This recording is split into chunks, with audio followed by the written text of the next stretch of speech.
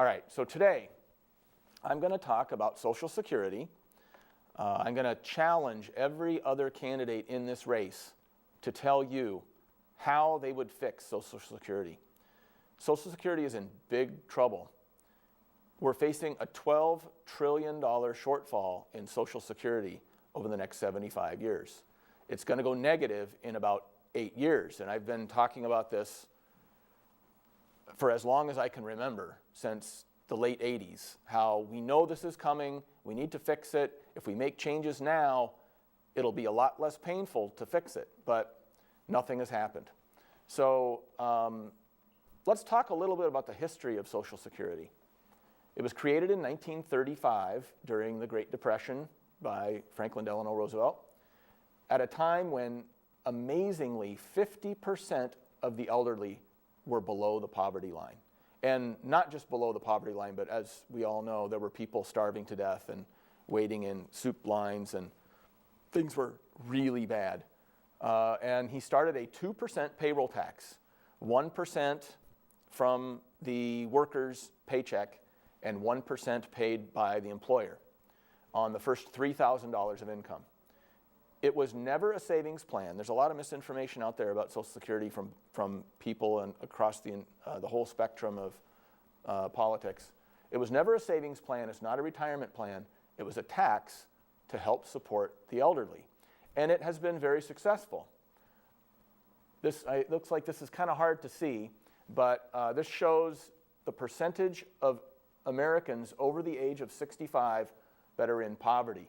On the left side, that's 1960, and it was 35%. On the right-hand side of that graph, it's 1995, and it's down around 10%. So Social Security has been successful in greatly reducing the number of elderly people who live in poverty, thank goodness. Now, there's been a lot of changes over the years. The tax rate has risen significantly. And they made some significant changes in 1983. One of my role models, Senator Daniel Patrick Moynihan, really stood up all by himself and forced Congress to face the fact that Social Security at that time was in big trouble because the revenue into Social Security has historically been greater than the outlays. And Congress wasn't paying attention and keeping track of that surplus in Social Security, which we knew was going to be needed later on. They were just including it in the general revenue.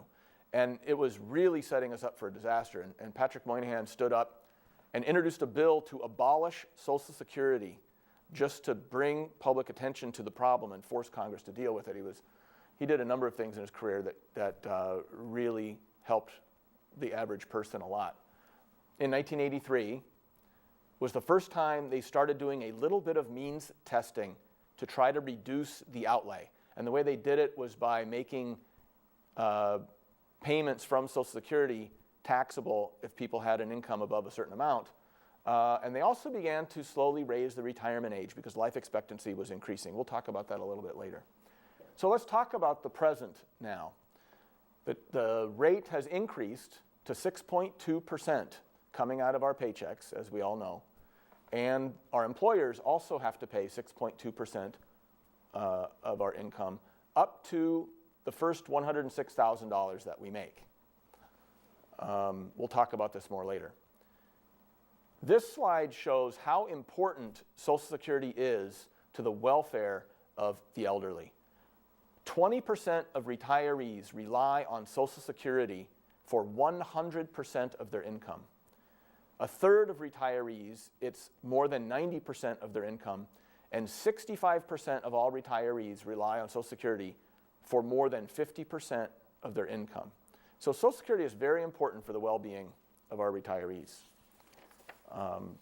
And the next slide shows how those outlays are expended. 69% goes for retirement payments, 17% for disability payments, and 14% for survivor payments, which is mostly widows. Now, actually, Social Security is still running a large surplus. The revenue into Social Security is about on the order of $600 billion a year, and the outlays are about $50 billion a year. So you might ask, what's the problem? Well, it has to do with our aging population. You can see that life expectancy at birth in the United States has gone up quite a bit in the last 50 years. This is a very good thing. Women have always lived longer than men, and I won't hypothesize as to why that's true, but you'll see that now in 2000, people born in 2000 are expected to live to the ages of 75 and 80. The other issue we're facing is the baby boomer generation. People came back from World War II, and they were very happy, and they had a lot of babies. So we have this population bubble that is aging and moving through the aging population.